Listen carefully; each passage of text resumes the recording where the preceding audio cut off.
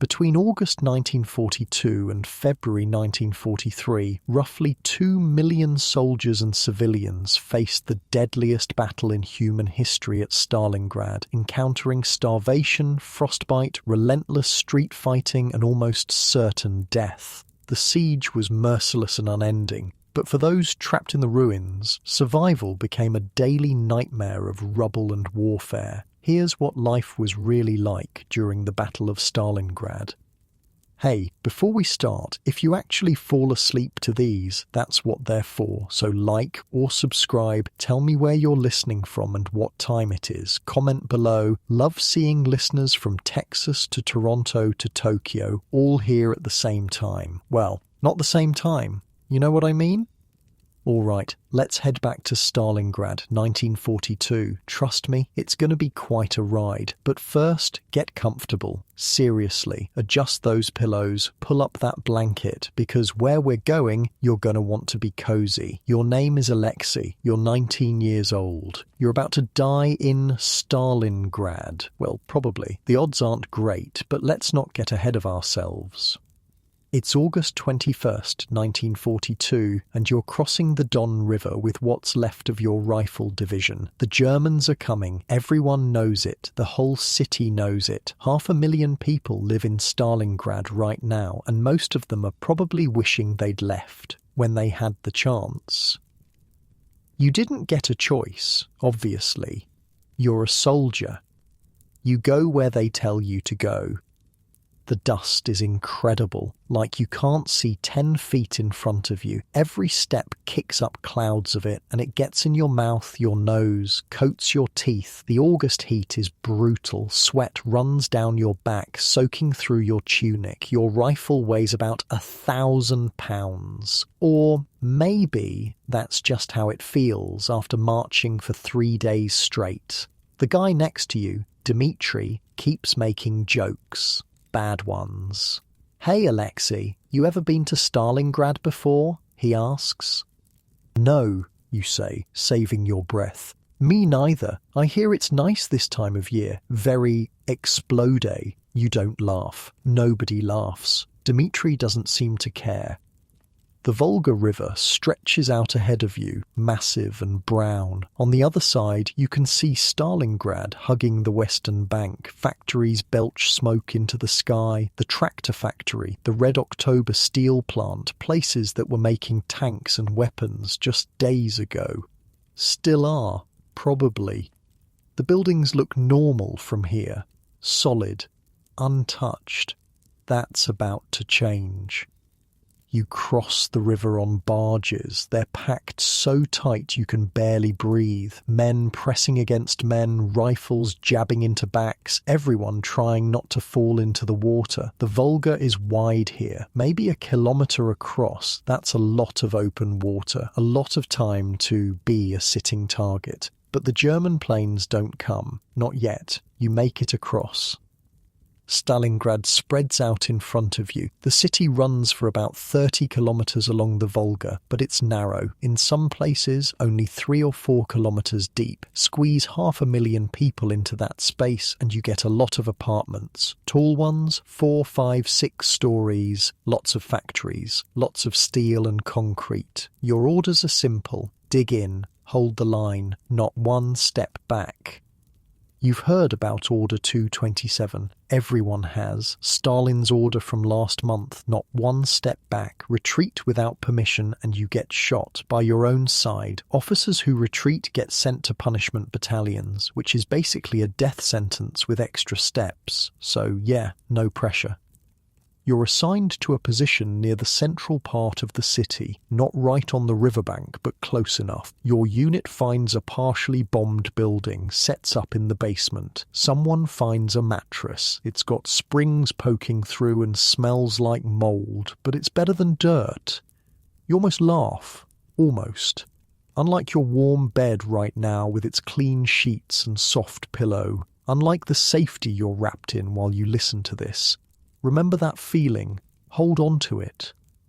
because at 6 a.m. on August 23rd, 1942, the world explodes. You're not asleep. Nobody's sleeping. You've been listening to the distant rumble of artillery all night, getting closer. The Luftwaffe has been probing the city for days. Small raids, testing defences. This is different.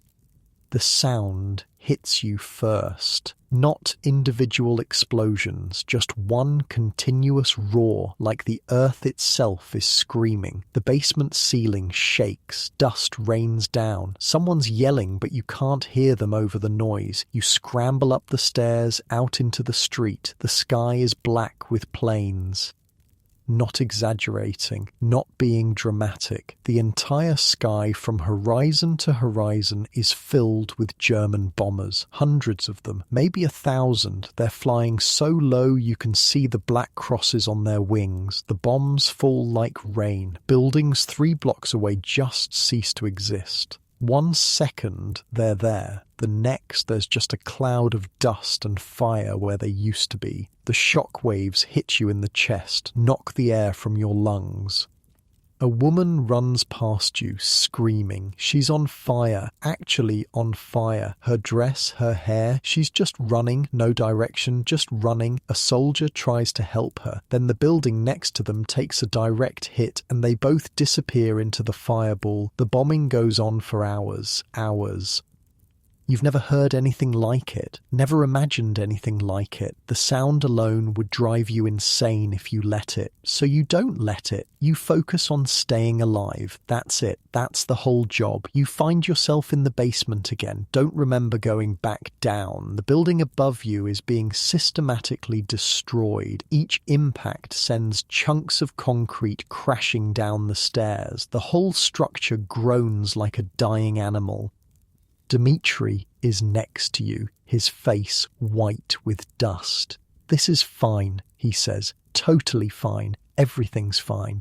He's lost it. You've all lost it, probably. When it finally stops, when the roar fades to just the crackling of fires and the screams of the wounded, you go back outside. Stalingrad is gone. Not completely. The buildings are still standing, most of them, but the city you walked through yesterday is gone. In its place is something from a nightmare. Entire blocks are burning, bodies everywhere. Not soldier bodies, civilians, women, kids, old people who couldn't evacuate, who had nowhere to go. The streets are choked with rubble. Buildings have collapsed into themselves, spilling their guts across the pavement. Furniture, dishes, someone's piano split in half. A child's doll, perfectly intact, sitting in the middle of a crater. Smoke rises from 1,000 fires, blotting out the sun. It's like twilight in the middle of the day. The air tastes like burning wood, burning rubber, burning flesh. You'll never forget that smell. Never. The official count will say 40 to 75,000 people died in that one bombing. One day, more than some entire battles. But nobody's counting right now. Nobody's got time for counting. The Germans are coming. You can hear them now. Engines, lots of them. Tanks. The distinctive squeal of panzer treads on pavement. Your lieutenant, a guy named Petrov, who looks about 12 years old, gathers what's left of your squad. Maybe 20 men, used to be 40. You don't ask where the others went. They're going to try to push through to the Volga, Petrov says. Cut the city in half. We hold them here. Here is a street corner, just a street corner. Rubble on one side, a burning building on the other. With what? Someone asks. Petrov holds up his rifle. With this. Yeah, that's the plan. Stop German tanks with rifles, except Petrov's smarter than he looks. He's already figured out the one advantage you have. The Germans want to use their tanks, their artillery, their planes, all that beautiful, expensive equipment that works so well in the open steppe. But Stalingrad isn't open steppe anymore. It's a maze, a burning, broken maze of concrete and steel. Tanks can't maneuver in these narrow streets. Half of them are blocked with rubble anyway. The Luftwaffe can't bomb what they can't see through the smoke. And the buildings are the key. They're made of reinforced concrete. Stalin's 5-year plan built them solid. The bombing knocked them around, sure, blew out the windows, collapsed some floors, but the steel frames are still standing. The walls are still up. Every building becomes a fortress. You're about to learn a whole new kind of fighting. Not the sweeping battles across fields that you trained for, not the glorious charges. This is something uglier, closer, more desperate. This is urban warfare. The 1st German infantry reaches your position around noon. They come cautiously, rifles up, scanning the rubble. Smart. They've learned already that every pile of debris could hide a Soviet soldier with a rifle and a grudge. You're in a basement window, half buried in bricks. You can see their boots, just their boots at first, then their legs as they get closer. Petrov gives the signal. The street erupts, 20 rifles firing at once from 20 different positions. The Germans scatter, dive for cover, return fire. But they can't see you. You're ghosts in the rubble. One of them throws a grenade. It bounces off a wall, rolls back toward him. He tries to kick it away, doesn't make it. This goes on for hours. They push, you push back. They bring up a tank. Someone in your unit has an anti-tank rifle, manages to hit it in the turret. The tank backs off, belching smoke. By nightfall, the Germans haven't advanced past your position. One street corner, that's all you held. One street corner, it feels like a victory. It probably shouldn't, but it does. You're learning the rhythm already. The Germans own the day. When the sun's up, they've got air support, they can see, they can coordinate. So during the day, you hide. You take pot shots when you can, slow them down, make them pay for every meter. But at night you go hunting. The darkness belongs to the Red Army. Petrov explains it that night while you're all huddled in the basement, eating whatever scraps you can find. We stay close to them, he says, right up against them, so close they can't use their artillery without hitting their own men, so close their planes can't tell us apart. Hugging the enemy, he calls it. It's brilliant, actually. The Germans have all this firepower, all these advantages, but if you're 20 meters away from them, they can't use any of it. They have to come at you with rifles and grenades and bayonets, same as you, and you're defending your city, your home, your people. They're invaders, 1,000 miles from Berlin, freezing and starving and wondering what the hell they're doing here. That's your advantage. So you hug them. You get so close you can hear them talking in their trenches. You can smell their cigarettes. You learn to recognize their voices. And then, in the dark, you kill them. The next few days blur together. You're not sure what day it is anymore. Time stops meaning anything. There's only light and dark, only fighting and hiding. The Germans push into the city. They can't help it. Hitler wants Stalingrad. Stalin wants to keep it. Neither of them cares how many people die in between. The southern part of the city falls first, then the northern part. Your unit gets pushed back street by street, building by building, but you make them pay. You make them pay for every step. The Volga is right there, right behind you, a few hundred meters at most. If they push you into the river, that's it. Game over. The city falls. You don't let them. You find a 4-story apartment building that overlooks a square. Good sight lines, 3 approaches covered. Petrov decides this is it. This is where you hold. You spend a day fortifying it. Barbed wire, mines, machine guns in every window facing the square. You breach the basement walls so you can move between buildings without going outside. Someone finds food. Actual food. Bread. A little bit of sausage. You eat it like it's the finest meal you've ever had. Maybe it is. Your stomach is cramping from hunger. Has been for days. The rations are getting smaller. The supply barges from across the Volga have to run a gauntlet of German fire. A lot of them don't make it. But you're alive. Still alive. Dmitri's still making jokes. "Hey Alexei, you know what's great about Stalingrad?" he says. "What? At least the rent's cheap now." You almost smile. Almost. Outside, the city burns. The Germans are getting close to the factories now. The tractor factory, Red October, Barricadi, these are the industrial heart of Stalingrad. Stalin's ordered them to keep producing. Even as the battle rages around them, workers are building tanks inside and sending them straight into combat. You've seen it. Tanks rolling off the assembly line with no paint, no testing, crews climbing in and driving them straight at the Germans. Some of them don't even have gun sights yet. Just point and shoot and hope.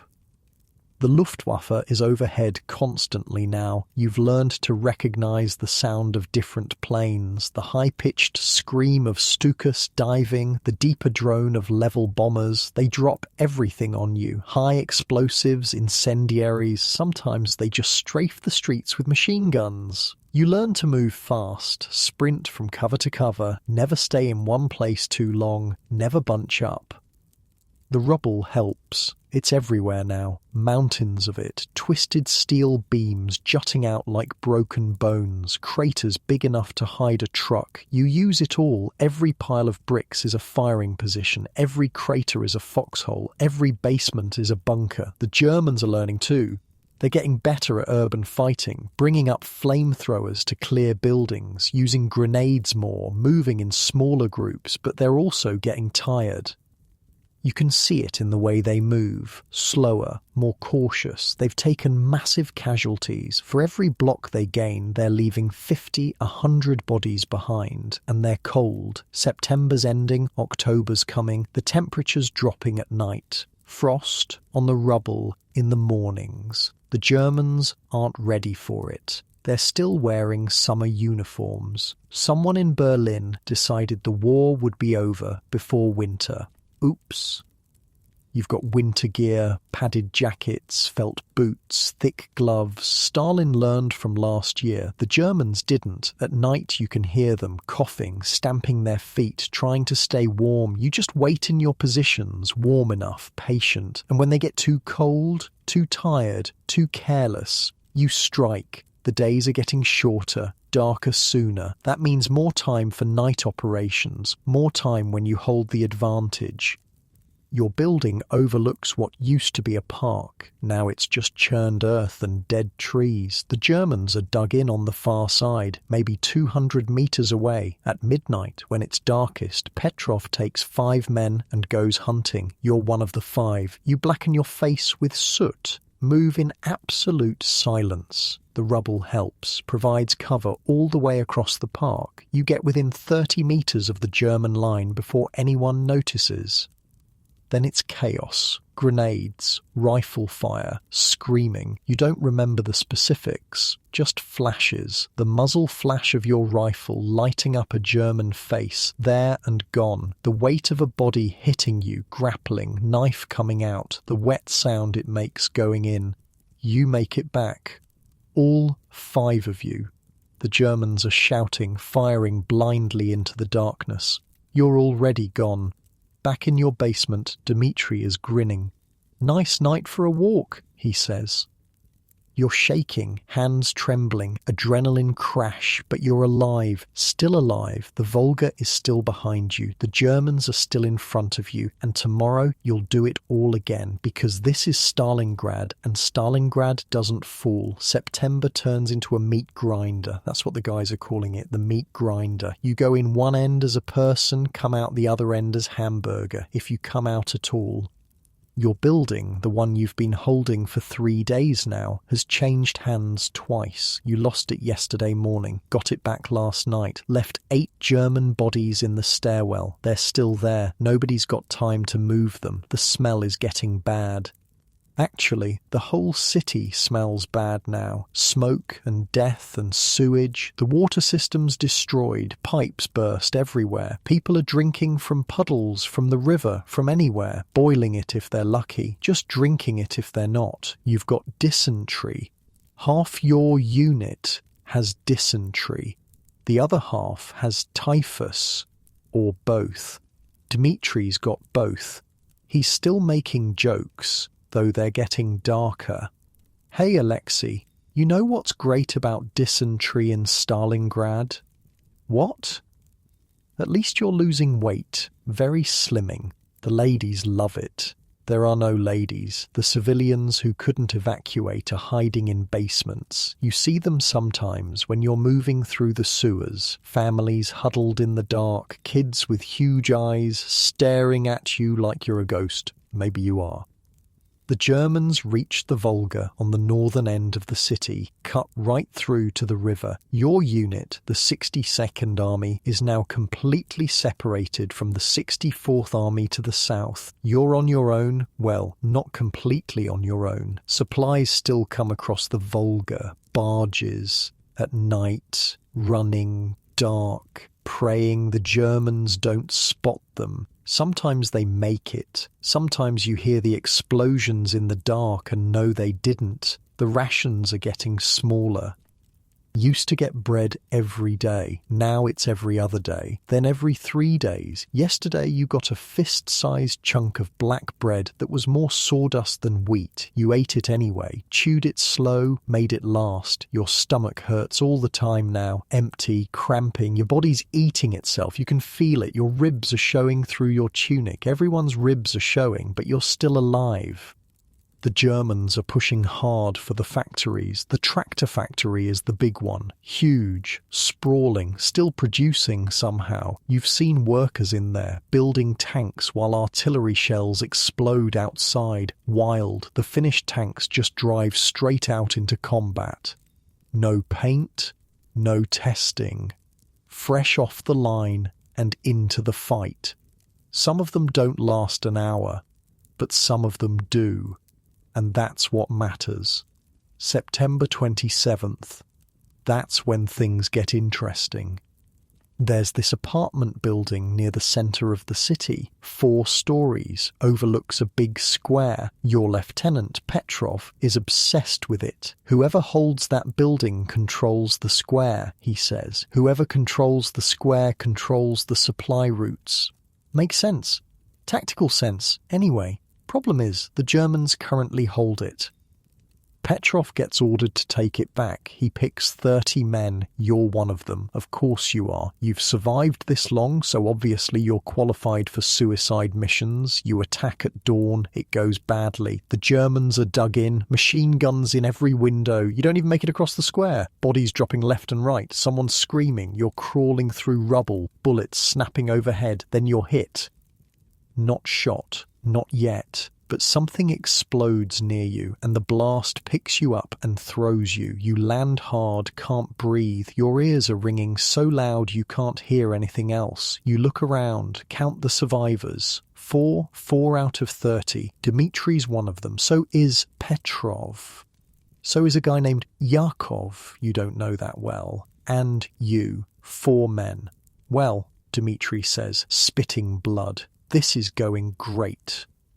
But Petrov sees something you don't. A gap, a way in. The building's basement has a collapsed wall. You can get in from the side, come up through the floor. So you do. It's insane. Completely insane. 4 men attacking a building held by maybe 50 Germans.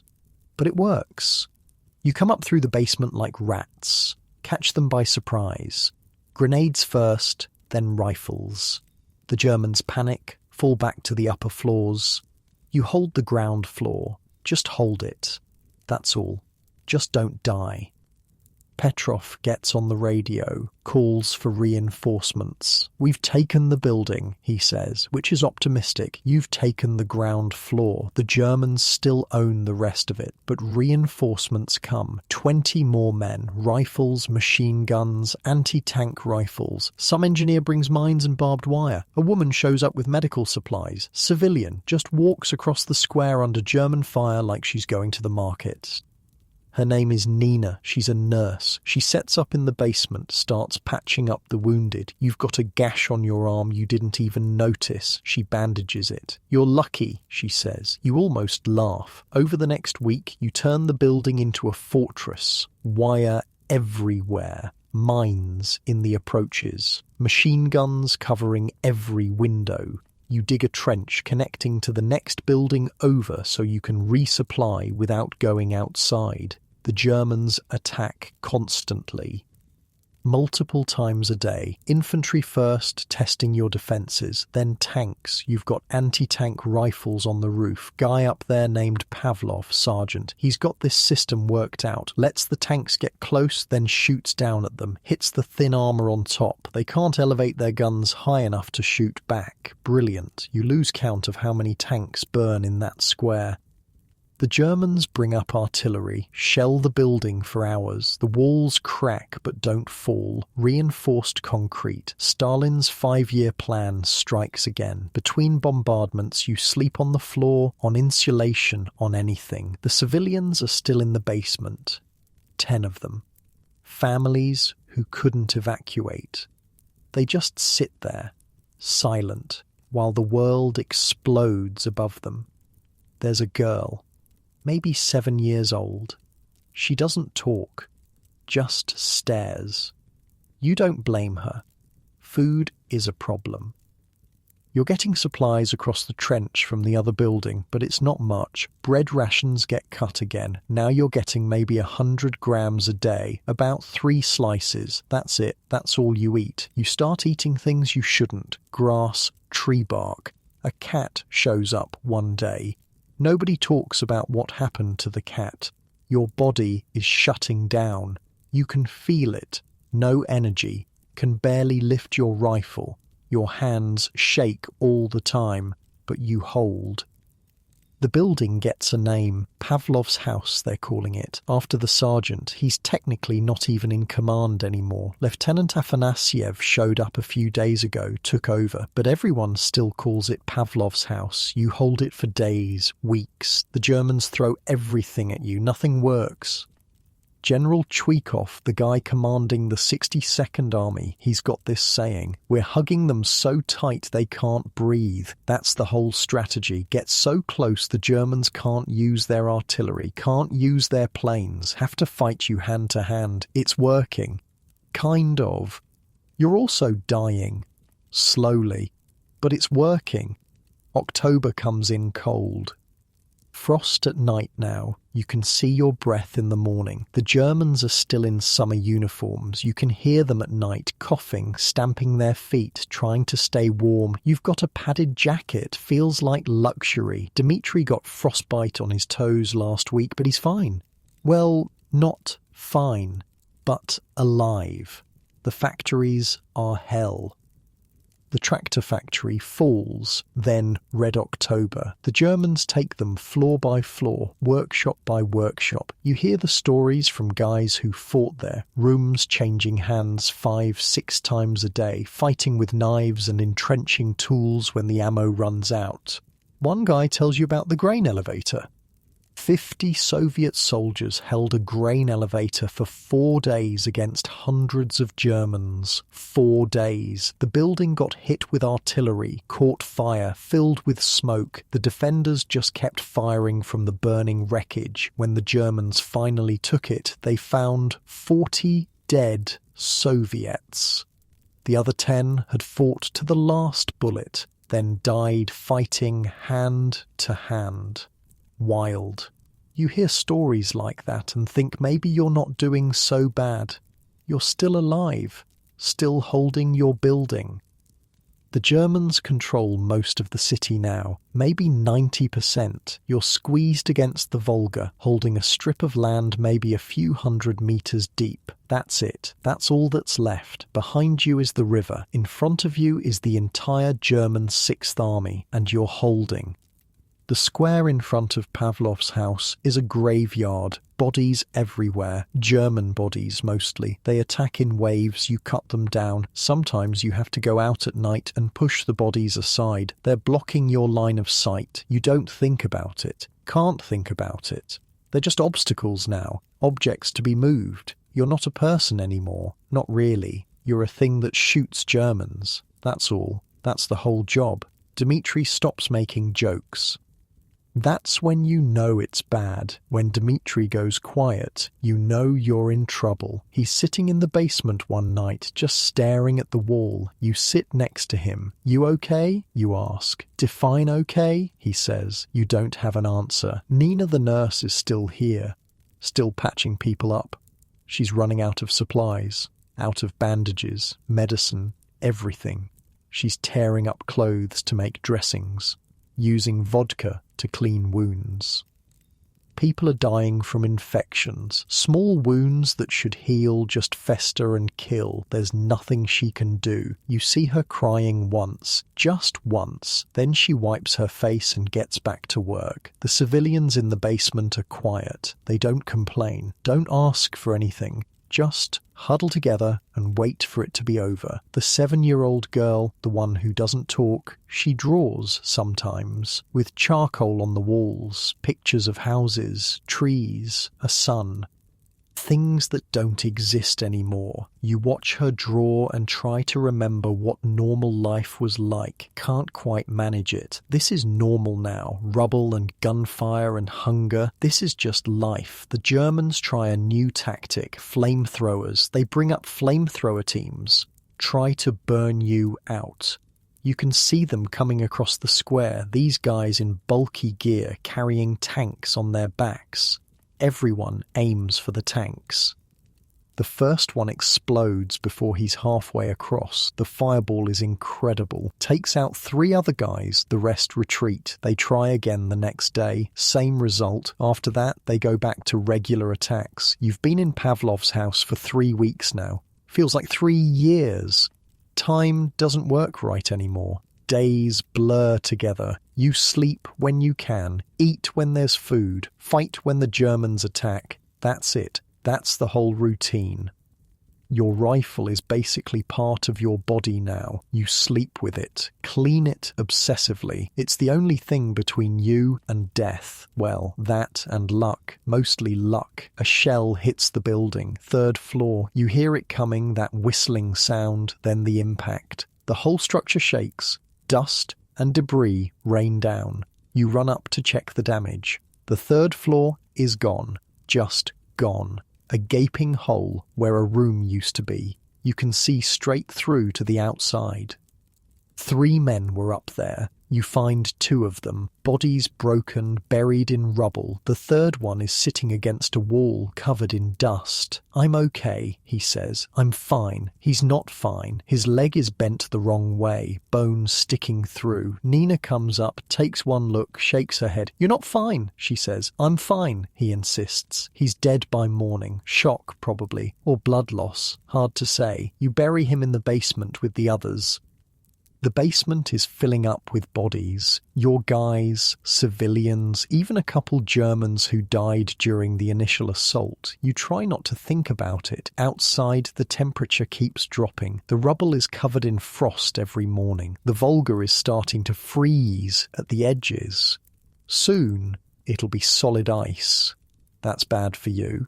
When the river freezes, supplies stop. No more barges. You'll be completely cut off. But it's also bad for the Germans. Winter is coming. For real this time. And they're not ready. You can see it, hear it. They're suffering, freezing at night, getting sick. Their equipment is breaking down in the cold. Tanks won't start. Guns jam. Meanwhile, you've got winter gear, felt boots, thick gloves. You grew up with Russian winters. This is nothing. For the Germans, this is a nightmare. Good. You want them to suffer, want them to freeze, want them to understand what it feels like to be cold and hungry and scared. Want them to know what you felt every single day since August. Petrov calls a meeting. Everyone's still alive. Maybe 15 men left out of the original garrison. We're holding, he says. Command says relief is coming. Big offensive. They're going to surround the Germans, cut them off. Nobody believes him. You've heard this before. Relief is always coming. Victory is always just around the corner, but you keep holding anyway, because what else are you going to do? The Volga is right there, a few hundred meters away. You can see it from the roof, dark and cold and wide. On the other side is safety, supplies, reinforcements, might as well be on the moon. You're here, in Pavlov's house, in Stalingrad, and you're not leaving. Not until this is over. One way or another. November hits like a hammer. The cold, I mean. Real cold. The kind that bites through your jacket and settles in your bones. You're not in Pavlov's house anymore. Got pulled out 2 days ago. New orders. They're throwing everything at the factories now. The Barricadi factory. The ones the Germans don't fully control yet. You almost miss Pavlov's house. Almost. The factory district is different. Worse, somehow. At least in the apartment buildings you had rooms, walls. Here it's just open workshops the size of football fields, massive machinery everywhere, lathes and presses and assembly lines, all silent now, dead.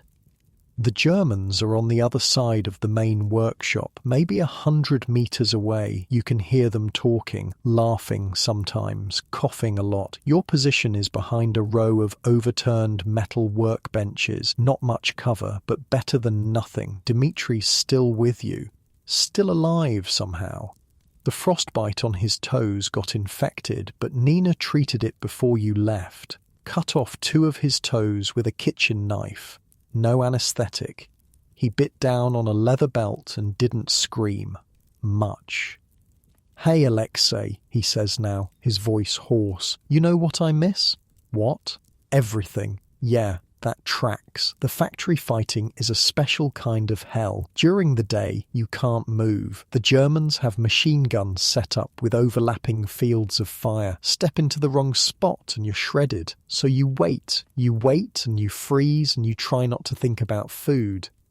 The rations are a joke now. Yesterday you got 2 tablespoons of millet, boiled in dirty water. That was it. That was the whole day's food. Your body is cannibalizing itself. You can feel it. Your muscles are gone. Just skin and bones now. When you look at your arms, you see an old man's arms. You're 19. The hunger is constant. Not painful anymore. Just there. An emptiness that never goes away. You think about food all the time, dream about it, bread, potatoes, your mother's soup. You'd kill for an actual meal, probably have killed, lost count. The worst part is the cold combines with the hunger, burns through whatever energy you have. You're shivering all the time, can't stop, can't get warm. At night you huddle with the other guys, pressed together for warmth. Nobody cares anymore. Dignity died weeks ago. The rats don't care about dignity either. They're everywhere, fat ones, sleek and healthy while you're all starving. They eat the corpses, the ones you can't reach to bury. You can hear them at night, squeaking and fighting over the bodies. Some guys started eating the rats. You haven't, not yet, but you've thought about it. The lice are worse than the rats. Everyone has them. You can feel them crawling on your skin, in your hair, in your clothes, biting constantly. You try to pick them off, but there are always more, thousands of them. The itching drives you insane. Worse, they carry typhus. Half your unit has it. Fever, headaches, delirium. You watch guys just waste away, burning up from the inside. You might have it too, hard to tell. Everyone's sick with something. The factory workshop is freezing. No heat. The wind blows straight through the broken windows, across the concrete floor. At night, the temperature drops to -20, -30. Your water freezes. Your rifle freezes. You have to keep it inside your jacket to keep the mechanism from locking up. The Germans are freezing too. You can see them during the day when there's enough light. They look like corpses already, hollow-eyed, moving slow. They've started wearing dead Soviet soldiers' clothes. You see them in Russian jackets, Russian boots, scavenging like rats. Good. Let them freeze. The fighting is different here, not constant like before, just sudden bursts of violence. The Germans attack. You fight them off. They retreat. Everything goes quiet for hours. Then they attack again. It's like they're testing you, probing for weak spots. You're all weak spots now. One night, a German patrol tries to cross the workshop floor. 5 guys, moving carefully. You can see their breath in the moonlight coming through the broken roof. You wait until they're in the kill zone. Then everyone opens up at once. It's over in seconds. 5 bodies on the concrete. They don't even scream, just drop. You go back to waiting. That's what this is now. Waiting. Waiting to attack. Waiting to be attacked. Waiting to die. Waiting for something to change. A guy named Volkov cracks. Just loses it, starts screaming, stands up and runs toward the German lines, firing his rifle wildly. They cut him down before he makes it 10 meters. Nobody talks about it. You understand though, you get it. Some days you want to do the same thing. Just stand up and end it. Quick and clean, but you don't. You keep your head down, keep breathing, keep existing, because maybe there's a tomorrow, maybe tomorrow is different. Probably not, but maybe. The civilians are gone now, evacuated, killed, who knows? The only people left in Stalingrad are soldiers, Soviet soldiers and German soldiers. Everyone else is dead or across the Volga. The city is just 2 armies trying to kill each other in the ruins of what used to be a city. You try to remember what it looked like before. Trees, parks, people walking around doing normal things. Can't picture it. Feels like a dream. This is reality, concrete and blood and smoke. The Germans bring up a flamethrower team again. They never learn. The guy gets maybe 20 meters before someone shoots the tank on his back. The explosion is beautiful, orange and red, lighting up the whole workshop for a second. Then it's dark again. Dmitri laughs. Actually laughs, first time in weeks. "Did you see that?" he says. "Did you see that?" "Yeah," you say. "Boom," he says. "Just boom." He's lost it too. Maybe you all have. The days are getting shorter. Sun comes up late, goes down early. More darkness, more time for Soviet operations. You go on a raid, 10 men. Objective is simple. Cross the workshop, throw grenades into the German positions, get back. You make it across. The grenades go in. You hear screaming. Coming back, you step wrong. Your foot goes through a weak spot in the floor. You fall, catch yourself. But your boot comes off, stuck in the hole. You can't stop. Germans are shooting. You run in one boot and a sock. Make it back. Realize your foot is bleeding. Cut on something. Doesn't hurt yet. Petrov looks at your foot. "That's going to get infected," he says. "Probably," you say. "Try not to die," he says. "I'll try." Your foot does get infected. Swells up. Turns colours. Nina isn't here anymore. No medics, no medicine.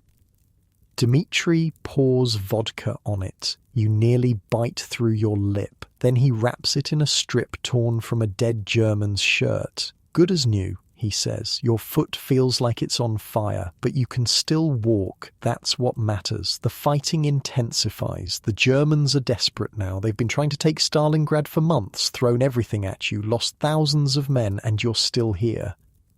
They attack 3 times in one day. Infantry, then tanks, then infantry again. You beat them back every time. Barely. Your unit is down to 8 men, started with 40. 8. You don't know their names anymore. Don't want to. They'll be dead soon anyway. Except Dmitri. Dmitri's immortal, apparently. The cold is unreal now. The kind of cold that kills. You've seen it. Guys fall asleep on watch. Don't wake up. Frozen solid by morning. You don't let yourself sleep. Not really. Just doze. Always aware. Always ready. The Germans are in the same boat. You can hear them at night, crying, praying. Some of them call for their mothers. You feel nothing. They're the enemy. They came here. They started this. Now they're paying for it. There's a rumour going around. Big offensive coming. Soviet counterattack. Going to surround the Germans, cut them off. You've heard this before. Don't believe it. But some guys do. You can see it in their eyes. Hope. Dangerous thing. Hope. Gets you killed. Better to expect nothing. Then you can't be disappointed. The Volga is freezing solid now. Ice forming at the edges. Soon the whole river will be frozen. That means no more supply barges. That means you're on your own. Command says they'll airdrop supplies once the ice is thick enough to land planes on. You'll believe it when you see it.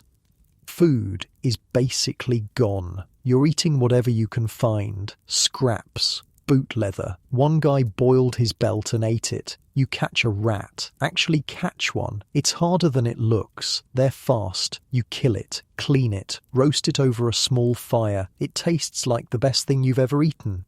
Dmitri watches you eat it. Save me a piece? He asks. You give him a leg. He chews it slowly, eyes closed. 5 stars, he says. Would recommend. You almost smile. The next day, the Germans launch their biggest attack yet. Tanks, artillery, air support, everything. The workshop lights up, shells exploding everywhere. The noise is incredible, constant. You can't hear yourself think. You just fire, reload, fire. Don't aim, don't think. Just shoot at anything that moves. A tank crashes through the far wall. Its gun swivels toward your position. You dive. The shell goes over your head, hits the wall behind you. The whole building shakes. You pop up, fire at the tank, useless. Rifle rounds bounce off armour. Someone else has an anti-tank rifle. They hit it. The tank stops. Smoke pours out. The crew bails out. You shoot them, all of them. The attack breaks. The Germans pull back. You're still alive. Still alive. You count your bullets. 12 left. That's it. Everyone's low on ammo. The supply situation is critical. If the Germans attack again tomorrow, you might not have enough bullets to stop them. But tomorrow doesn't come. Not the attack, anyway. The day comes. November 19th. Cold and clear. You can see your breath. You're on watch, staring across the workshop at the German positions. Then you hear it. Artillery. Lots of it. But not here. Somewhere else. North of the city. The sound goes on for hours, continuous. Thousands of guns firing. The Germans in the factory hear it too. You can see them looking around, nervous. Something's happening. You don't know what. Not yet. But something big. The artillery stops on the 3rd day. That's when you know something happened. The Germans across the workshop are acting weird, bunched together, talking in urgent whispers, officers running around. You can't hear what they're saying, but you can see the fear. Petrov gets called to headquarters, comes back an hour later. His face is different, not quite a smile, but close. Listen up, he says. Operation Uranus started 3 days ago. We hit them from the north and south. Massive offensive. Soviet forces broke through the Romanian lines. So, someone asks, so we've cut them off. The entire German 6th Army, surrounded. They're trapped in Stalingrad. Nobody says anything for a minute. Then Dmitri starts laughing. Actually laughing. Not his usual dark chuckle. Real laughter. We trapped them, he says. We trapped them. That's what I said, Petrov replies. You try to process this. For months, you've been the ones trapped, squeezed against the Volga, backs to the river, nowhere to go. Now the Germans are trapped, all of them, 300,000 men, sitting in a pocket around Stalingrad, surrounded by Soviet forces. How long before we get relieved, you ask? Petrov shrugs. Command says hold the line. Keep pressure on them. Don't let them break out. So nothing changes, really. You're still here, still fighting, still freezing and starving, but now the Germans are too, and that makes all the difference. Over the next few days, you watch the Germans change. The attacks stop, completely stop. They're not trying to take the factory anymore. They're just defending their positions. You can hear them arguing, shouting at each other. Something's broken over there. Their supply situation must be bad, really bad, because they're surrounded now. No supply lines, no reinforcements, just whatever they have with them. You almost feel bad for them. Almost. The German officers try to keep order. You can see them. Straight backs, loud voices. But the soldiers aren't listening anymore. They're hollow-eyed, starving. Like you, except you've been starving for months. You know how to function on nothing, how to keep moving when your body wants to quit. The Germans are just learning. One night you hear shooting from the German lines, not at you, at themselves. Someone executed, probably tried to desert. Good luck with that. Desert to where? You're surrounded. We're all surrounded. This whole city is a prison now.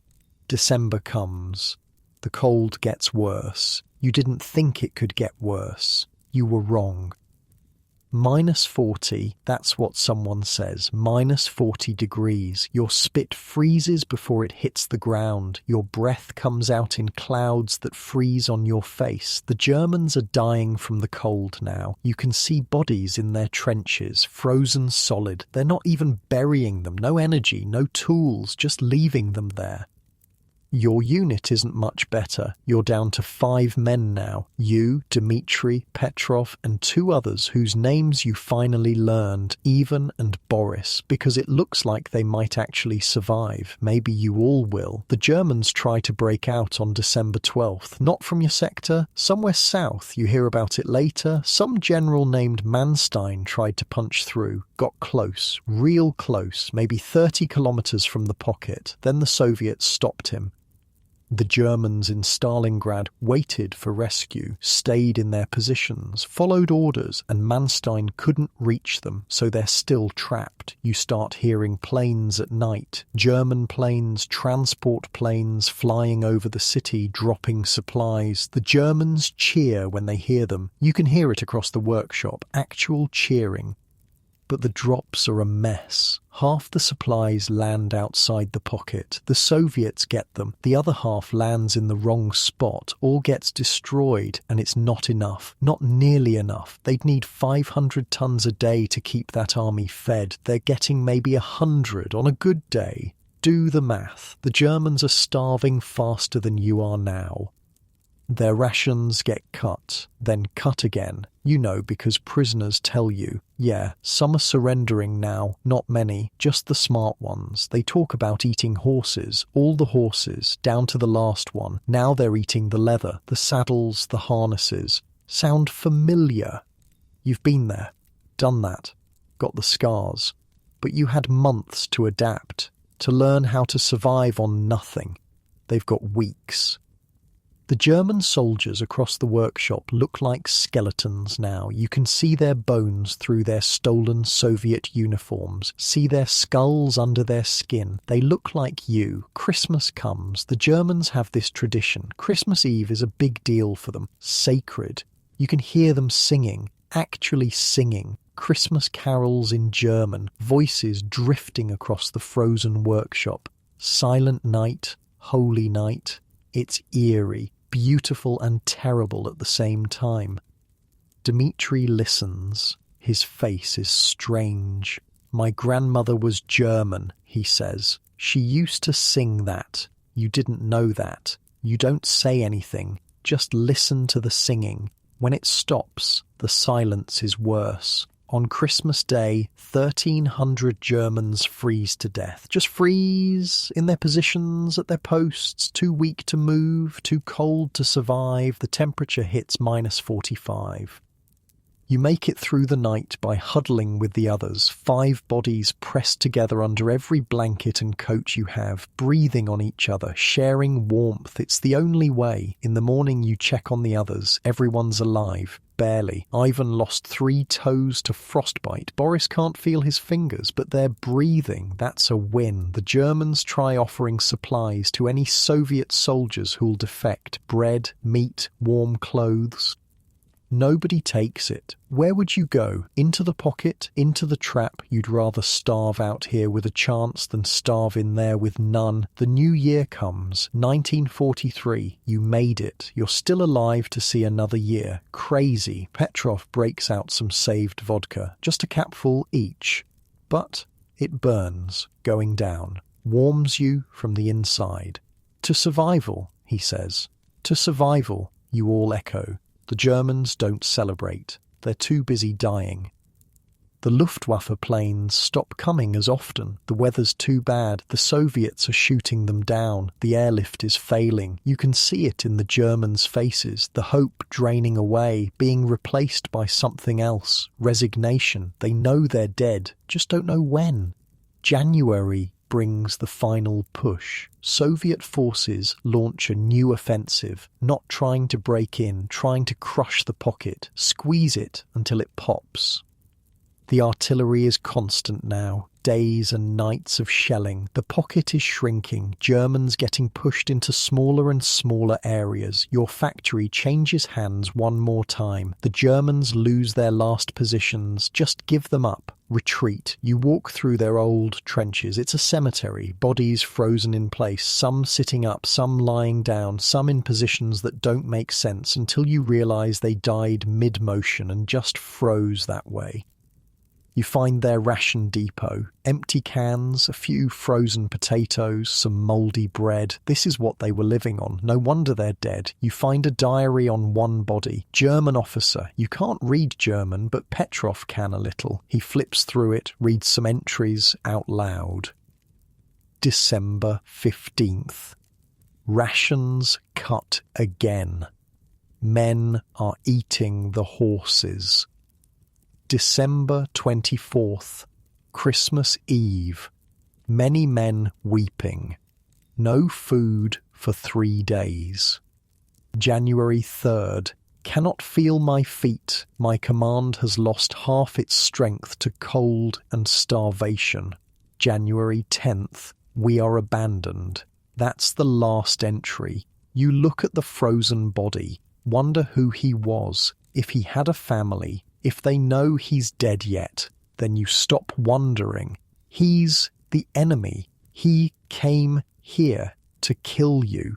He lost. The end. The Germans in the pocket split in 2, north and south. Can't even communicate with each other anymore. Just 2 separate groups of dying men.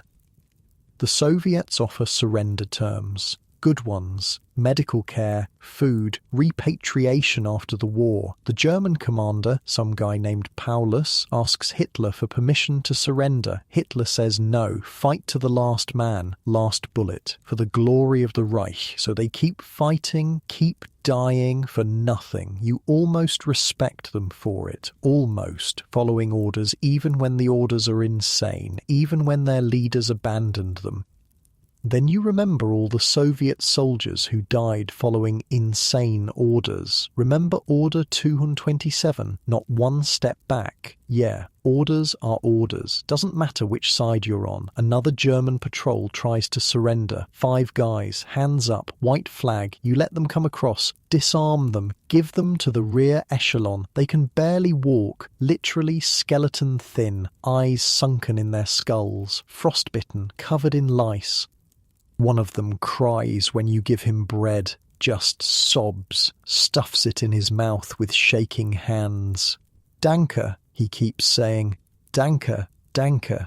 You don't know what it means, but you can guess. They get led away toward the prison camps. Think they'll make it? Dmitri asks. Maybe, you say.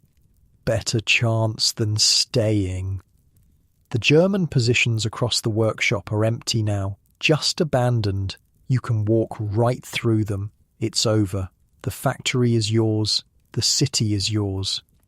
Well, what's left of it? Stalingrad is a corpse, a frozen, broken corpse of a city, nothing standing higher than 2 stories, everything burned or shattered or both. 500,000 people lived here once, maybe 10,000 are left, the rest are dead or gone. You climb to what used to be the roof of the factory, look out over the city. The Volga is solid ice, white and endless. Behind you, to the west, you can see smoke, the German pocket burning, collapsing.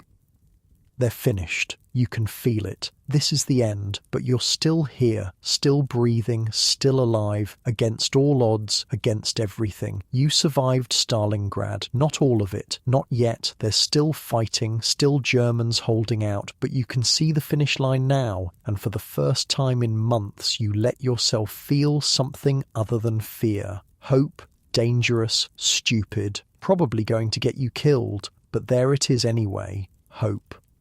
January 26th, the last German airfield falls. You watch it happen. The airfield at Gumrak. Germans retreating from it in a mob. Not even an organised retreat. Just running. That's it for them. No more supply flights. No more evacuating the wounded. Whatever they have left is all they'll ever have. And they don't have much. The pocket is tiny now. Maybe 15 kilometres across. 300,000 men packed into a space the size of a small town, most of them already dead or dying. You can smell it from here. Death, decay, even in the freezing cold. Your unit gets rotated to the rear for the first time in months. Actual rest, hot food, a chance to wash. You almost forgot what hot water feels like. There's a field kitchen set up in what used to be a school basement. They've got soup. Actual soup with chunks of meat in it. Potato, cabbage. You eat until you're sick, then you eat more. Dmitri sits next to you, both of you just shoveling food into your mouths. Not talking, not thinking, just eating. This is the best day of my life, he says, mouth full. Yeah, you agree. A medic checks you over, looks at your infected foot, your frostbite, your ribs showing through your skin. You need a hospital, she says. No, you say. I'm fine. You're not fine. I'm alive. That's fine enough. She gives you some ointment for your foot, some pills for the infection, fresh socks, clean underwear. It's like Christmas. You sleep in an actual bed that night. Well, a cot, but it's off the ground, has a blanket. You sink into it and pass out for 14 hours straight. No dreams, no nightmares, just nothing. Blessed nothing. When you wake up, Petrov tells you Paulus got promoted. Field Marshal. First one Hitler ever made on a battlefield. Why, you ask? Because no German field marshal has ever surrendered, Petrov says. Hitler's telling him to die. You think about that. Hitler, safe in Berlin, ordering a man to kill himself rather than admit defeat. Ordering 300,000 men to die for pride. Sounds about right. January 31st, word comes down. Paulus surrendered. The southern pocket collapsed. 90,000 Germans laying down their weapons. 90,000? You try to imagine that many people can't quite picture it. It's over? Dmitri asks. Not yet, Petrov says. Northern pocket is still holding. Of course they are. 2 days later, February 2nd, the northern pocket surrenders too. Last of them, the holdouts, the true believers. They march out of their positions with their hands up. Thousands of them. Walking skeletons in tattered uniforms. You watch them shuffle past. These are the guys who were trying to kill you yesterday. Today, they're just ghosts. Their faces are blank, empty, like their souls already left and their bodies just haven't figured it out yet. An officer walks by, still trying to look dignified, straight back, clean-shaven somehow, but his eyes are dead. He sees you watching, looks right at you. You hold his gaze. He looks away first. Yeah, you won. The prisoners keep coming for hours, a river of defeated men, some crying, some silent, some laughing like maniacs. The cold got to them. The hunger, the fear, broke them completely. You understand, you were almost there yourself, almost, but you had the Volga at your back, home behind you, something to fight for. They had Berlin 1,000 miles away and orders from a madman. Not the same thing. The city starts to come alive again. Slowly, civilians emerge from basements, from bunkers, from hiding places you didn't know existed. They look worse than the soldiers, starving, frozen, shell-shocked, but alive. Kids with huge eyes stare at you. You try to smile, can't quite manage it. Your face doesn't remember how. A woman approaches you, old, maybe 50, hard to tell. She could be 30 and just aged by the war. Is it over? She asks. Yes, you say. She starts crying, just collapses in the street and sobs. You don't know what to do, just stand there, awkward. Dmitri helps her up, walks her to a relief station. You explore the ruins, the factory district, the apartment blocks, the Volga embankment. It's all destroyed, everything, not a single building intact, just shells, skeletons of what used to be. You find Pavlov's house, still standing somehow. The walls are pockmarked with bullet holes, artillery scars, but it's there. The memorial inscription is already being carved, someone painted on the wall. In this building, heroic feats of warfare and labour fused together, dramatic but fair. You go inside, down to the basement where the civilians hid, where Nina set up her aid station. It's empty now, just bloodstains on the floor, bandages, shell casings. The girls' drawings are still on the wall, the house, the tree, the sun, things that don't exist anymore. You trace your finger over the charcoal lines, wonder if she made it, if she's one of the civilians you saw today. Probably not. The odds weren't good, but maybe. Outside, soldiers are collecting bodies, Germans mostly, frozen in piles, in trenches, in the streets, thousands of them, tens of thousands. They load them onto trucks, take them to mass graves outside the city. No ceremony, no prayers, just bodies in holes. The Soviet dead get buried separately, with a little more care. Not much, but some. You help carry a few, it's the least you can do. One guy still has his identification tag, his name, where he's from, some village you never heard of. He was 19, same as you. You put him in the ground gently, cover him with frozen earth. Someone should know, someone should care. You walk through the German positions, the trenches they dug, the bunkers they built. You find letters, hundreds of them. Never mailed, never sent, just sitting there. You pick one up, can't read German, but you can see the photos tucked inside. Wife, kids, a dog. He's not getting home to them. You leave the letters there, not your story to read. The lice are still a problem. Everyone's still covered in them. The delousing stations are overwhelmed. Lines of soldiers waiting to get cleaned. You wait your turn, stripped down in a room that's barely warmer than outside. They spray you with chemicals that burn. Shave your head. Give you clean clothes. You look in a mirror for the first time in months. Don't recognize yourself. The person staring back is a stranger. Hollow cheeks, sunken eyes, scars everywhere. You're 19 years old and you look 50. War does that. Food starts arriving, real supplies, convoys across the frozen Volga, then trucks when the ice starts to melt, bread, meat, vegetables, things you forgot existed. Your stomach can't handle it at first. You eat too much, get sick, throw up, have to relearn how to eat. Takes days before you can keep food down properly. The weight comes back slowly. A kilo here, a kilo there. You're still skeletal, but less so.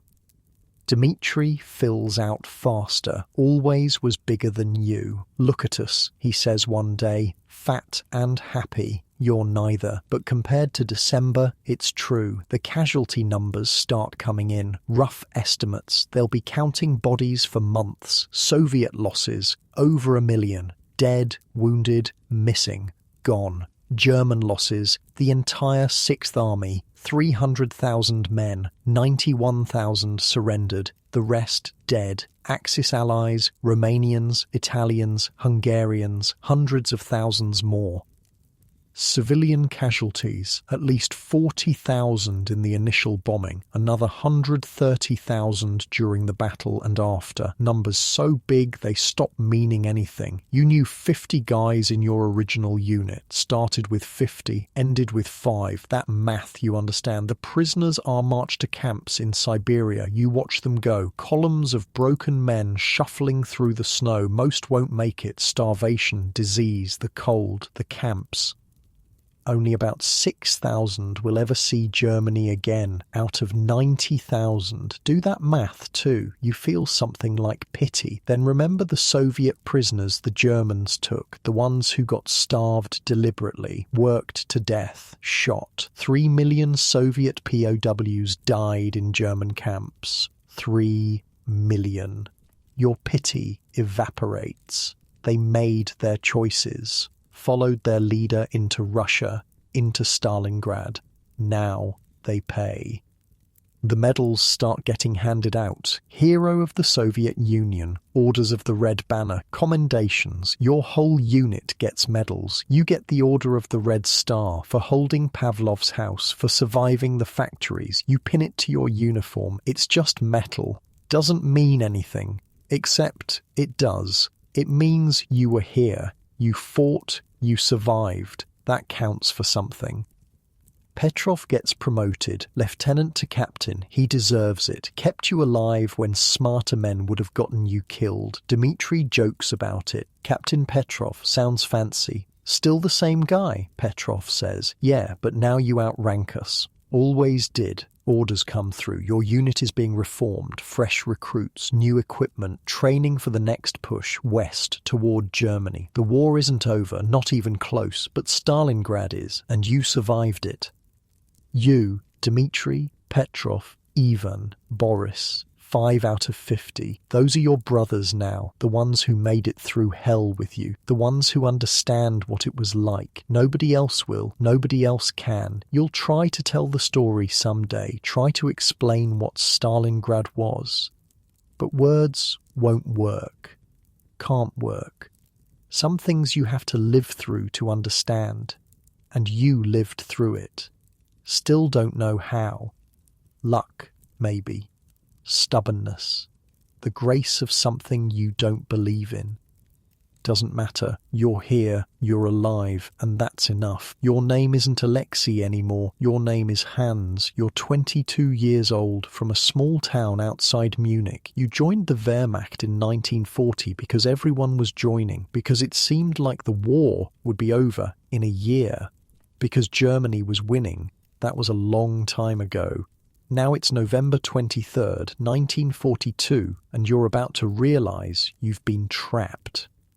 The morning starts normal, cold, miserable, but normal. Your unit is dug in west of Stalingrad, guarding the supply lines. Easy duty compared to the guys fighting in the city. Then the artillery starts. Not from the city, from behind you. North and south, massive bridges. You can feel the ground shaking. What's happening? Your friend Carl asks. You don't know. The officers don't know either. They're running around with radios, shouting, getting contradictory orders. By noon, the rumours start. Soviet breakthrough, massive offensive, Romanians collapsing. By evening, you know the truth. You're surrounded. The entire Sixth Army, 300,000 men, cut off, trapped in a pocket around Stalingrad. They'll break through, your sergeant says. Relief is coming. Hold your positions. You hold your positions. The relief doesn't come. Days pass, then a week. The pocket shrinks, Soviet forces pressing in from all sides. Your supplies are running low. The depots are outside the pocket, captured. Everything you need is on the wrong side of the Soviet lines. The airdrops start. Transport planes flying overhead at night, dropping crates with parachutes. Most miss, land in Soviet territory. The rest land scattered across the pocket. You spend hours searching the snow for supply canisters. Sometimes you find them. Sometimes the Soviets find them first. The food rations get cut. Full rations to 3/4 rations, then half, then a third. Your stomach is always empty now, always growling. You think about food constantly. Schnitzel, bread, your mother's stew, things that don't exist anymore. December comes. The cold is worse than anything you experienced in France or Poland. This is Russian cold, Siberian cold, the kind that kills. Your uniform isn't made for this. You've got a greatcoat, regular boots, a helmet that conducts cold straight to your skull. You watch guys lose fingers to frostbite. Toes, noses, turn black and fall off. Carl gets frostbite on his feet, both feet. The medic looks at them and shakes his head. Keep them warm, he says. That's all I can do. Carl can barely walk after that, but he stays at his position because where else would he go? The horses disappear first, all of them, slaughtered for meat. You eat horse for a week. It's tough and stringy, but it's food. When the horses are gone, you start eating the leather, saddles, harnesses, belts. You boil them until they're soft enough to chew. Tastes like rubber, but your stomach doesn't care. The rations keep shrinking. In mid-December, you get 300 grams of bread per day. That's 3 thin slices, then 200 grams, then 100 grams of bread. That's it. That's all you eat in a day. You can feel yourself disappearing, your body consuming itself, muscles melting away, bones pushing through skin. Your mind gets foggy, hard to think, hard to focus. Everything takes twice as long. Carl stops talking, just sits in the trench, staring at nothing. "You okay?" you ask. He doesn't answer. Christmas Eve, someone finds vodka, actual vodka. You each get a capful. You drink it and cry. The next day, Carl dies, just dies, in his sleep, didn't wake up.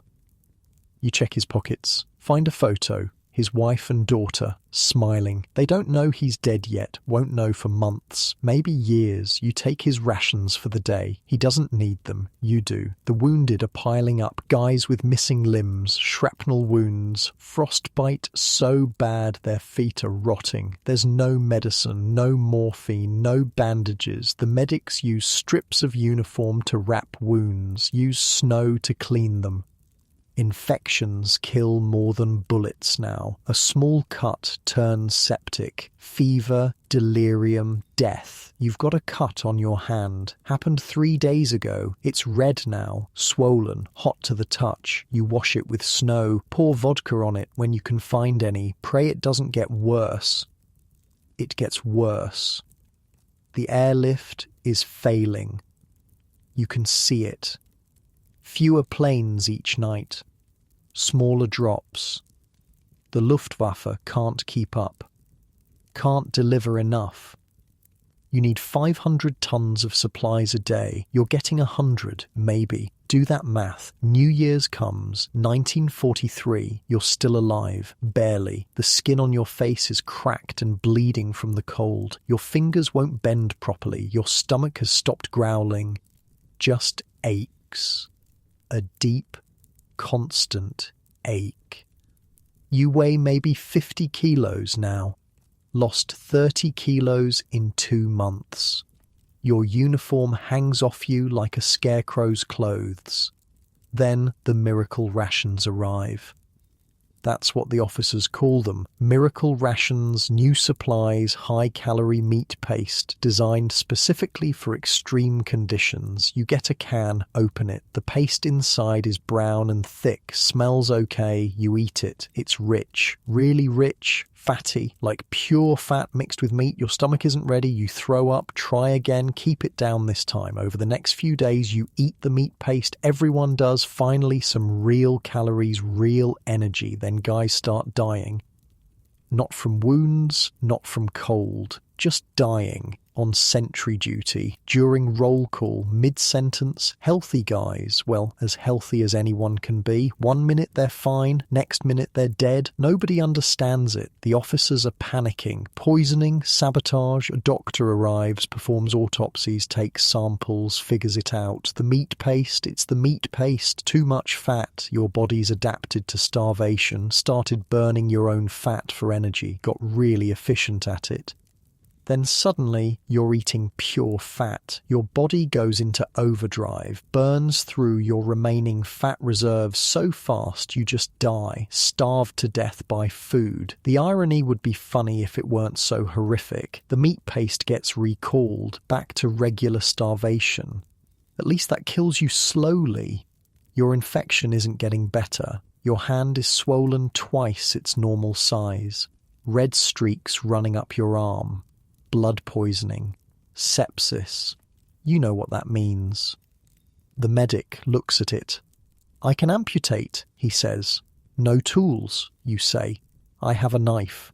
You think about it, losing your hand, here, now, in this frozen hell. Maybe tomorrow, you say.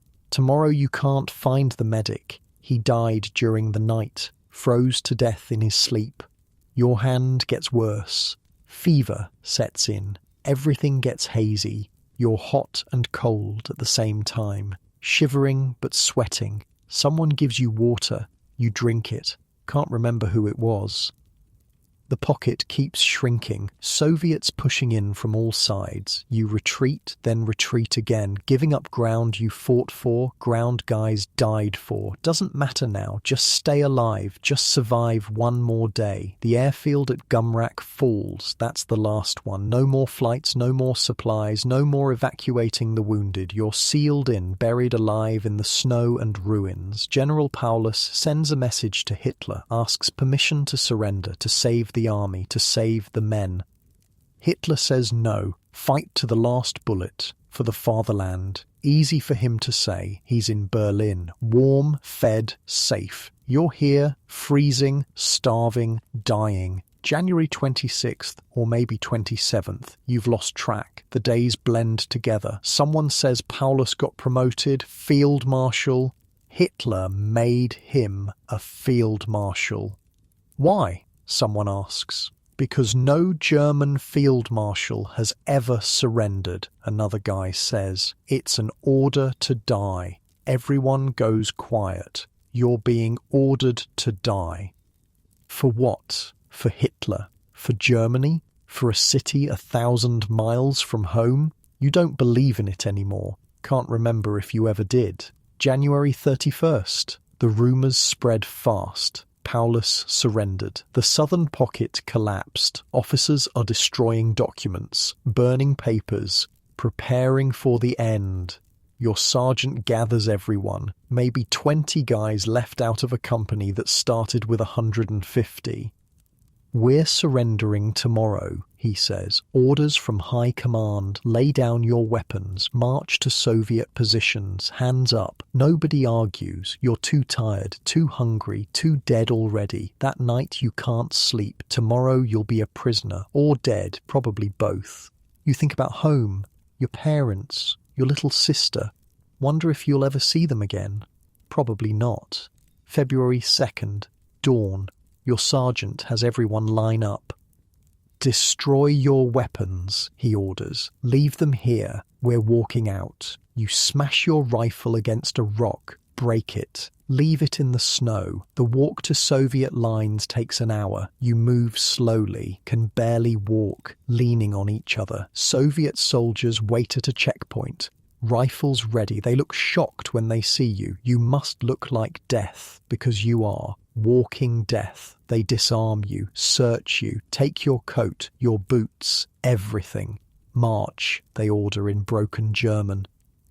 You march west, away from Stalingrad, toward the prison camps. The column of prisoners stretches for miles, thousands of men, all walking corpses, all defeated. Guys collapse in the snow, can't get up. The guards sometimes shoot them, sometimes just leave them to freeze. You keep walking? One foot, then the other. Don't think. Just walk. You make it to the first camp, Bekatovka. A frozen field with barbed wire. No barracks, no shelter, just open ground. They leave you there, thousands of prisoners in the snow, no food, no water, no medical care. You sit down, can't stand anymore. The cold seeps through your thin clothes. This is it. This is where you die, not in battle, not fighting, just sitting in the snow in a prison camp. You think about your mother. Hope she never finds out how you died. Hope she thinks you went quickly, heroically. Not like this. The night comes. The temperature drops. Guys around you stop moving, stop breathing. You close your eyes, just for a minute, just to rest. Your body is so tired, so cold, so done. Sleep pulls at you, deep and warm and final, unlike the warm bed you're in right now, the safe bed, the comfortable one, where you can rest without fear, without hunger, without cold. Hold on to that. Remember that. Some didn't make it to tomorrow, but you did. Your name is Katya. You're 7 years old. You live in a basement now. Used to live in an apartment, 4th floor, nice view of the Volga. You remember standing at the window watching the boats. That was before. Now there's no window, no apartment, just the basement. Your mother is with you. Papa isn't. He left in June, put on a uniform, said he'd be back soon. That was 4 months ago. The basement is crowded. 10 people, families who lived in the building, misses all over from the 2nd floor, the Petrov family, Mr. Sokolov, the old man who always smelled like tobacco. Everyone's here, hiding. The bombing started 3 days ago, or maybe 4. Hard to tell. Time doesn't work right in the basement. You remember the sound, like thunder that never stops, the building shaking, dust falling from the ceiling, your mother pulling you close.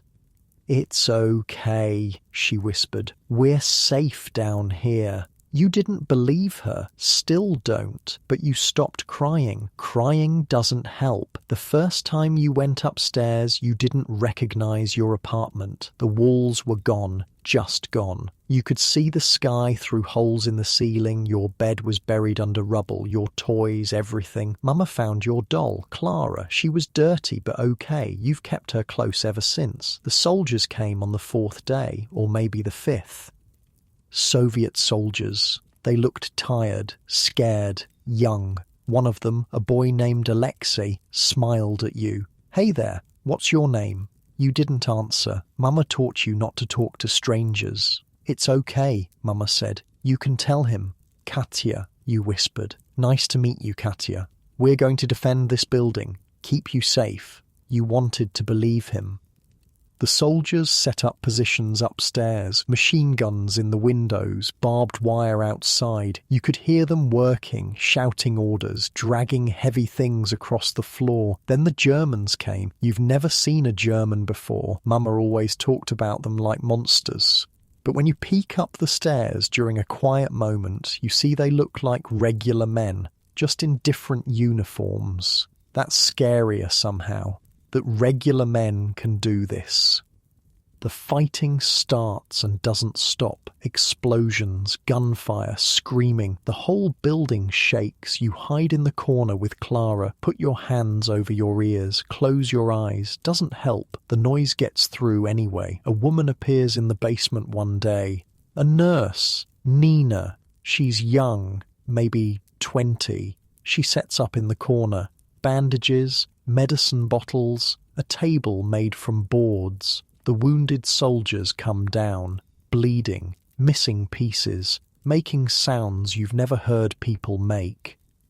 Nina works on them, quick and calm. She talks to them while she works, tells them they'll be okay. Some of them are okay, some aren't. The bodies get carried out at night. You try not to look, try not to count. Food becomes a problem. Mama had some bread stored, a few potatoes, some dried fish. That lasted 3 days.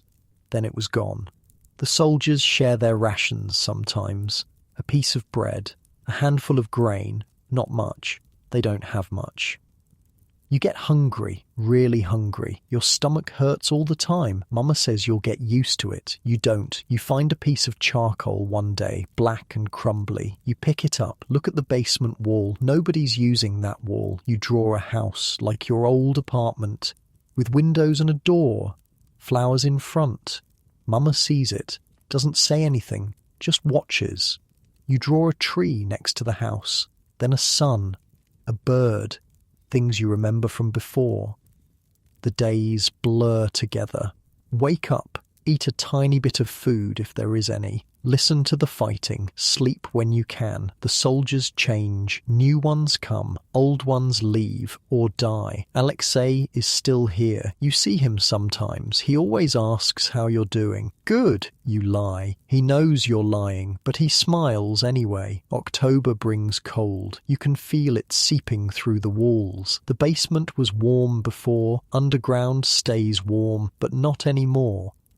Mama wraps you in blankets, coats, everything she can find. You still shiver. The water runs out. The pipes broke weeks ago. Now you have to melt snow. When there's snow, when there isn't, you drink what the soldiers bring from the river. It tastes wrong, makes your stomach hurt, but you drink it anyway. Mrs. Orlova dies in November, just dies. Old age maybe, hunger, stress, hard to say. The soldiers help carry her out, bury her somewhere. Her spot in the basement stays empty. Nobody wants to sit there. You add to your drawings a dog, a cat, a wagon, things from before. Mr. Sokolov asks what you're drawing. Home, you say. He looks at it for a long time. That's nice, he says quietly. The fighting gets worse. The building shakes constantly. Bits of ceiling fall down. You move to a corner that seems more stable. Nina treats more soldiers, running out of supplies. She's using torn clothes as bandages now, vodka to clean wounds. You watch her work, quick hands, never hesitating. You want to be brave like her when you grow up. If you grow up, November becomes December. The cold is unbearable. You sleep pressed against Mama for warmth. Even Clara gets tucked inside your coat. Food is almost gone. You eat once a day now, sometimes. A few spoonfuls of something, boiled grain, bread so hard you have to soak it in water. Your body is changing. You can feel your ribs, your arms are sticks. Mama looks sick, thin and pale, but she smiles at you. We're okay, she says. We're still here. The soldiers bring you things sometimes, a piece of chocolate. Someone found it in a German pack. You split it with Mama, make it last 3 days. Tiny bites, let it melt on your tongue. Best thing you ever tasted. You draw more. Cover the whole wall, houses and trees and people. A whole world on the basement wall. A better world. Alexei sees it one day, stops, stares. This is beautiful, Katya, he says. You shrug. It's just drawings. No, really. This is important. Don't stop. So you don't. Christmas comes. You didn't think about Christmas until someone mentions it. The Petrov family tries to celebrate. Mrs. Petrovna finds a candle, lights it. Everyone sits around it. Nobody has presents. Nobody has food for a feast. But you sit together in the candlelight and it feels like something. Mr. Petrov tells a story about Christmas when he was a boy, snow and sledding and hot cocoa. You listen, picture it, add it to your wall later, a sled, snow, a steaming cup. New Year's arrives, 1943, you made it to another year. Mama hugs you. We're going to be okay, she says. This year will be better. You want to believe her. January brings noise from far away. Big booms. Not nearby, somewhere else. The soldiers get excited. Something about an offensive, an encirclement. You don't understand, but they're smiling. That's good. The fighting slows down, fewer attacks, quieter nights. You can hear yourself think. Then one day it stops, just stops. The silence is strange, unnatural. You've lived with noise for months. Now there's nothing. The soldiers go upstairs, come back down. It's over, Alexei says. The Germans surrendered. We won. Won? What did you win? Your apartment is destroyed. Your papa is gone. Half the people you knew are dead, but the fighting stopped. That counts for something. Evacuation comes in February. Soldiers help you upstairs, out of the basement, into daylight. You haven't seen the sun in months. It's bright, too bright. You cover your eyes. The city is gone. Just ruins, rubble, smoke, everything destroyed. You look for your apartment building, can't find it. Everything looks the same, broken.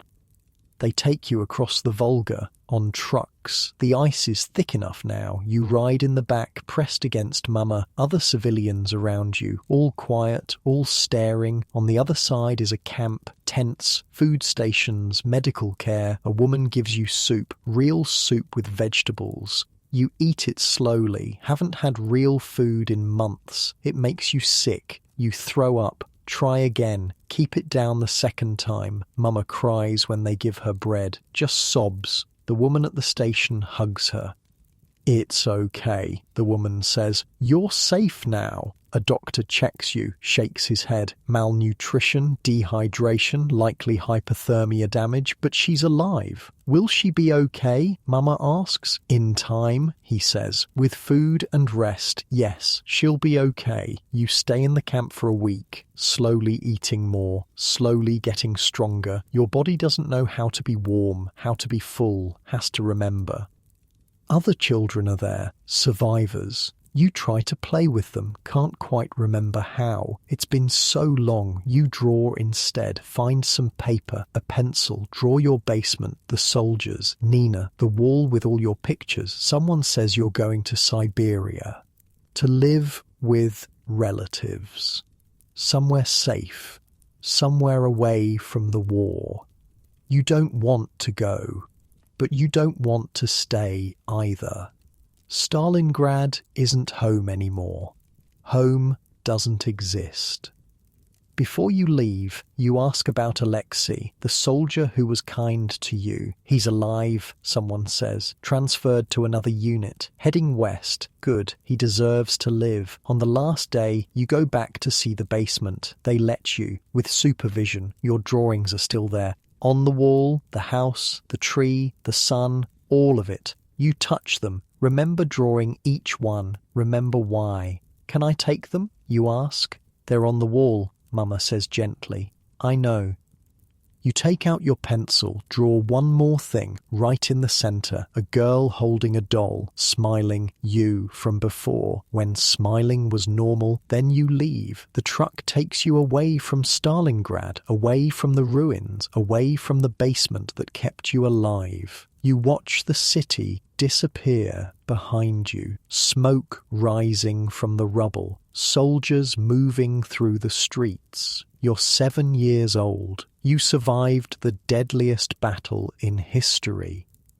You'll carry it forever, in your memories, in your bones, in your dreams, but you survived, and right now, that's enough. Your name is Alexei again. It's May the 2nd, 1945. You're standing in Berlin, in the ruins of the Reichstag. The war is over. You made it. 3 years since Stalingrad. 3 years of fighting. Poland, Belarus, Germany, all the way here. Dmitri's still with you. Can't believe it. You both survived everything. Every battle, every winter, every impossible situation. Petrov's here too. Colonel now. Got promoted twice more. Still the same guy who kept you alive in that apartment building. Even died in Warsaw. Boris made it to Berlin, but caught a shell 2 days before the surrender. Almost made it all the way. Almost. You think about Stalingrad a lot. More than you want to. The basement, the factory, the cold, the hunger, the girl who drew on the walls, Katya. You wonder if she made it. Hope she did. The German surrender happens in stages, different commanders, different sectors. You accept one yourself. Some colonel looks defeated, broken. You remember being that close to broken. Remember November, December, the edge of giving up. You didn't. He did. Different circumstances, different war. But still, the celebrations start. Soviet flags everywhere. Soldiers singing, drinking, dancing in the streets. You join in. Should be happy. You won, you survived, made it all the way to Berlin. But you're tired, so tired. Not sleepy tired, soul tired, bone tired. The kind of tired that doesn't go away with sleep. You've seen too much, done too much, lost too much. Dmitri finds you sitting on some rubble, hands you a bottle of vodka. We made it, he says. Yeah. Stalingrad to Berlin. Hell of a trip. Yeah. He sits next to you, both of you quiet. The celebration happens around you, but you're not part of it. Not really. You're somewhere else, somewhere cold and burning, somewhere that doesn't exist anymore but never really left. You think about them, Dmitri asks. You know who he means, the ones who didn't make it, the 45 others from your original unit. Karl, Ivan, Boris, all of them. Every day, you say. Me too. You drink. Pass the bottle back. Watch the sun set over the ruins of Berlin. Looks like Stalingrad. Same rubble, same destruction, same smell of smoke and death. You did this, your army did this, destroyed a city just like the Germans destroyed yours. The symmetry is lost on you, you're too tired to care. Going home takes months, the war ends, but the army doesn't just let you go. Occupation duty, rebuilding, processing paperwork. Finally, in August, you get your discharge papers, permission to go home. Home, you haven't thought about home in years, blocked it out, couldn't think about it and do your job. Now you have to. Your village is still there, smaller, quieter. A lot of people didn't come back. Your mother cries when she sees you, just grabs you and sobs. Your father shakes your hand, grips it hard, doesn't say anything, doesn't have to. Your little sister is 10 now, was 5 when you left. Doesn't remember you very well. You don't remember yourself very well either. The village has a memorial, names carved in stone. People who died in the war, you read them, recognise most. Guys you grew up with, went to school with, they're on the stone. You're not. Luck, that's all it was. Luck and maybe stubbornness. Civilian life is strange, quiet, safe. Nobody shooting at you, nobody trying to kill you. You can walk down the street without checking for snipers. It feels wrong somehow. Too easy. Too safe. You can't sleep. Every night you lie there staring at the ceiling, your body exhausted but your mind racing. When you do sleep, the dreams come. The factory, the bombing, the faces of the dead, German and Soviet, all of them staring at you. You wake up sweating, heart pounding, reaching for a rifle that isn't there. Your mother makes your favourite foods, things you dreamed about in Stalingrad. Soup, fresh bread, meat. You can't taste it. It all tastes like nothing. But you eat it anyway, because she made it for you, because she's trying to help. Dmitri shows up one day, just appears at your door. He's visiting family nearby, thought he'd stop by, you sit together. Don't talk much, don't need to, he gets it. The only person who gets it. Does it get better? You ask. Don't know yet, he says. Ask me in 10 years. You try to work, help on the farm, fix things, build things, normal life.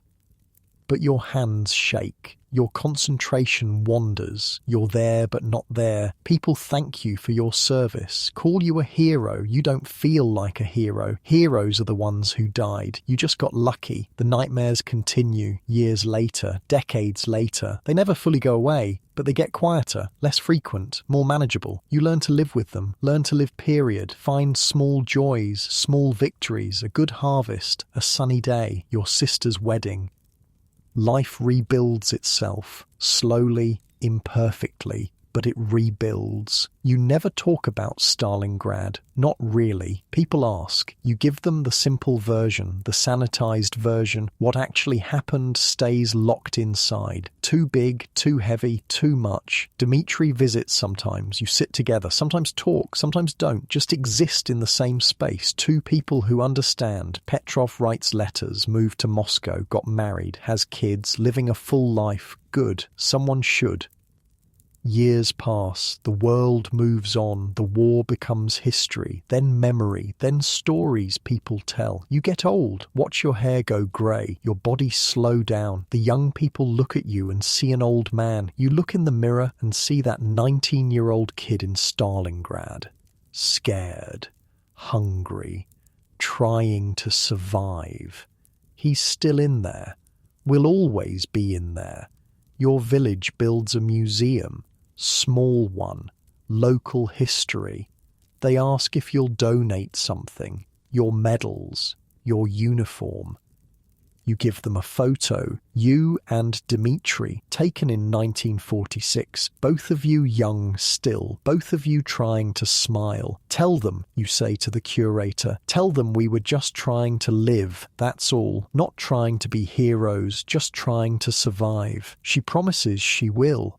On quiet nights, you think about the others, the ones who didn't make it. Wonder what they'd be doing now, who they'd have become.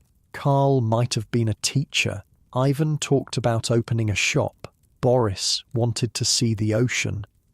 None of them got the chance. You got the chance. You're still here, still breathing, still watching sunsets and feeling rain and eating bread. Simple things, things you couldn't do in Stalingrad, things worth living for. You think about Katya sometimes, the girl with the drawings. Hope she grew up, got married, had kids, had a life. Hope her drawings decorated a real house eventually, with real windows and real flowers. Hope she made it. The statistics come out over the years. Official numbers, unofficial estimates, arguments about the true cost. 1 million Soviet casualties, military, civilian, dead, wounded, missing. Over 400,000 German casualties in the battle alone. 91,000 surrendered. Most never came home. Numbers so big they lose meaning. Can't picture 1 million people. Can't imagine that much death. You just picture the 50 guys in your unit. 45 dead, 5 alive. That math you understand. Multiply it by 20,000. That's Stalingrad. But the numbers aren't the whole story. Never are. The story is the cold, the hunger, the fear, the small moments of humanity in the middle of hell. The story is Nina working through the night to save men who die anyway. Dmitri making jokes when there was nothing to laugh about. Katya drawing houses on basement walls. The story is survival, stubborn, desperate, impossible survival. That's what matters. Not the grand strategy, not the turning point of the war, not the heroic narrative. Just people trying to live, trying to make it to tomorrow. And tomorrow after that, some did, some didn't. You did. And now, all these years later, you're grateful for the simple things, for warm beds and full stomachs and safety, for being able to close your eyes at night without wondering if you'll wake up. For the life you got to live after Stalingrad. It wasn't the life you planned, wasn't the life you wanted at 19, but it was a life, full and real and yours. That's enough, more than enough. You close your eyes now, in your warm bed, in your safe house, in a world that's not burning, and unlike those who didn't make it through that frozen